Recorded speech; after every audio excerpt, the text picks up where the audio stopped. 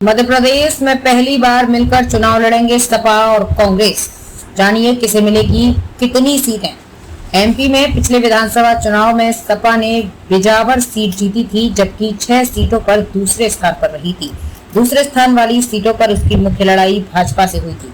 मध्य प्रदेश में पहली बार सपा और कांग्रेस मिलकर विधानसभा चुनाव लड़ेंगे।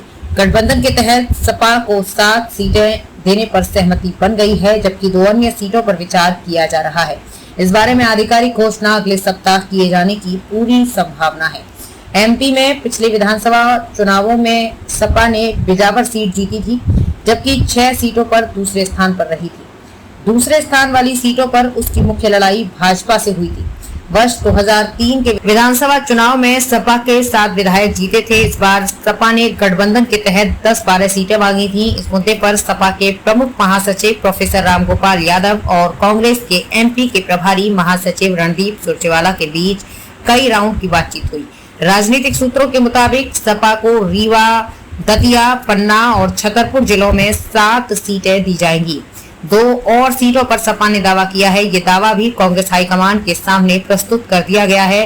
अंतिम निर्णय वहीं से लिया जाएगा।